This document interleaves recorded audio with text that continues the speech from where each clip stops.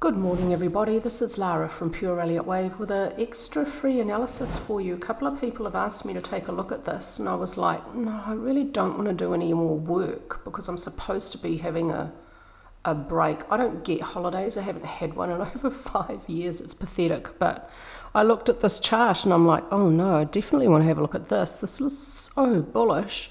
So this is Cardano, ADA to USD, monthly chart. My Elliott Wave count sees a cycle degree first wave over here in January 2018, a deep second wave correction in March 2020, and then at the all-time high, a primary one of cycle 3, and now primary 2 of cycle 3 looks very, very likely to be over. It subdivides okay as a zigzag, although it has a long extended wave A and a short wave C. Not the most common relationship between the two, but absolutely possible. Sometimes waves extend and A or C waves can extend. I've drawn an Elliott channel around primary 2 and it's so obviously breached at the monthly time frame, all time frames, so I'm pulling the invalidation point up.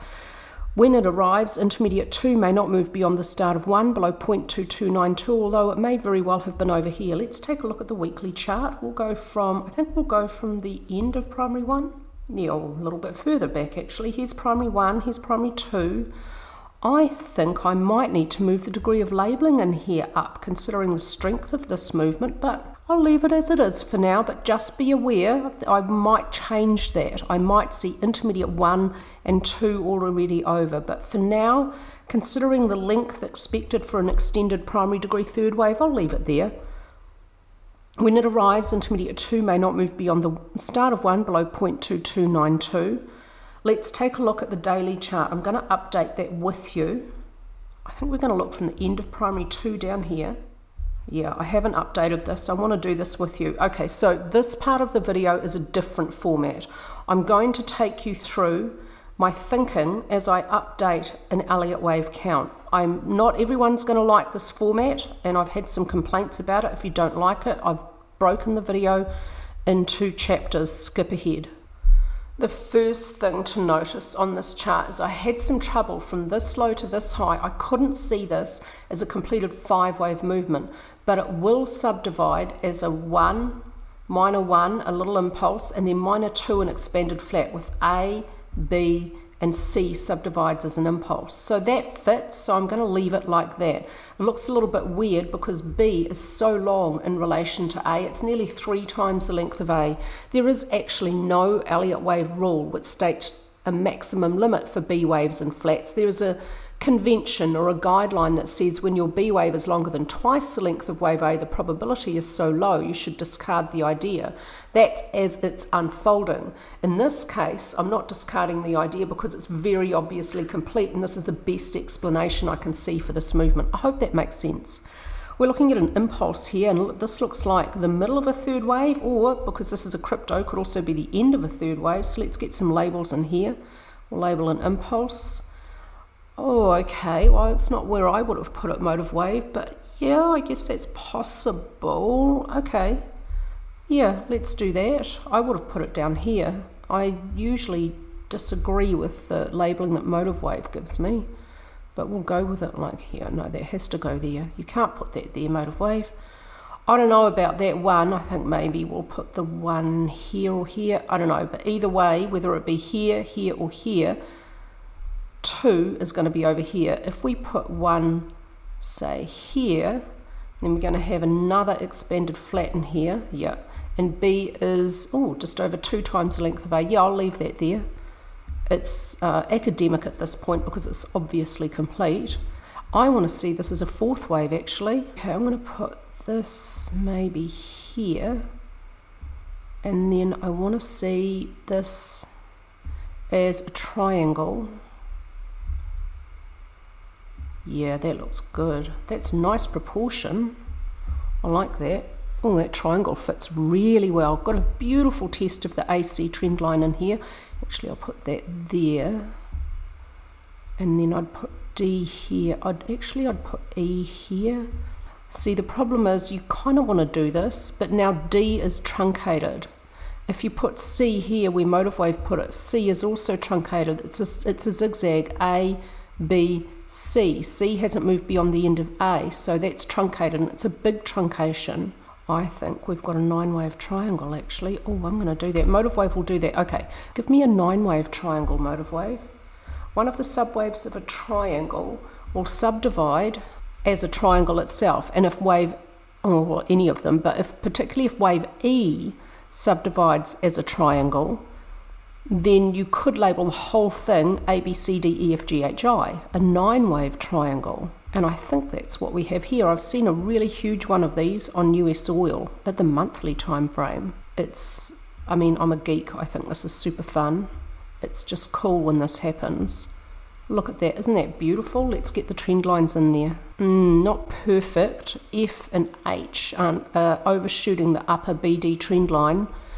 But apart from that, it looks pretty good. I think that's what we've got there. I like that. That's really nice. Okay, now the bit I'm not sure about is minute wave 2 over. This is pretty brief and shallow. It's a 23% correction of 1, and this is possible, and the strength of upward movement tells us this is possible. So if that's correct, then we should have the invalidation point here. I have to put the invalidation point down. Oh, let's put it over here, the end of minor 1, 0.2894. Eventually, when minor 4 arrives, it can't move into wave 1 price territory. But just going back to the weekly, this target is actually for primary 3, not cycle 3.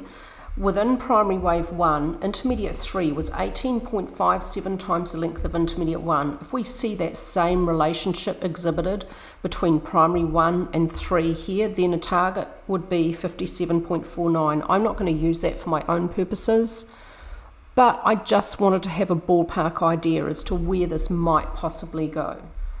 Let's look at some technicals real quick and see if this upward trend so far, is it a trend indicated? Could it be a counter trend movement for the bigger picture? And if it is a trend, how extreme is it? I'd look for next resistance at 1.072. I'd look for support now at 60 cents. This upward movement certainly does look like it's in a parabolic growth phase.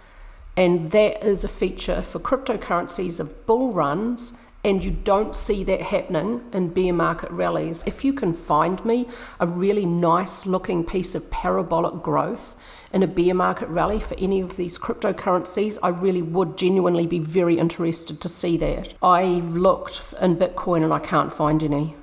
I can find something that kind of approximates it, but not really, not as clear as this. Look at this beautiful curve. Slow start, acceleration through the middle, bit of a slow bit here, explosion toward the end.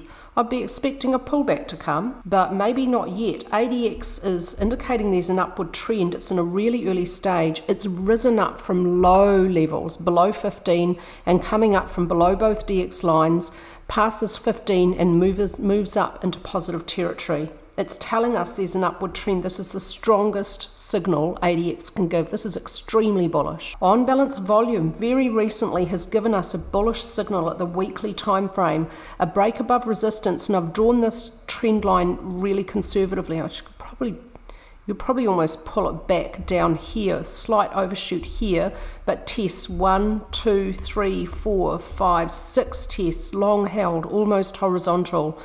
This is a very strong bullish signal from on-balance volume. Volume is pushing price higher. This is a bullish volume profile. ADX is fairly deeply overbought, but look at how extreme ADX can give when this market has a bull run. And it can remain extreme for many weeks at a time and then pull back and then reach extreme again before that bullish run is over. So just because it's extreme now does not mean this bullish run has to end. ATR at the weekly time frame is starting to show some real increase. Volatility's returned to this market with strength. This is really bullish. Money flow's just overbought, but like RSI, this can remain extreme for a long period of time. For the short term, at the daily, are we going to be looking for a pullback yet? Let's try and answer that question. Volume is strongly pushing price higher. This is very bullish. The moving averages, the short is above the mid, is above the long. There was a golden cross back here in November.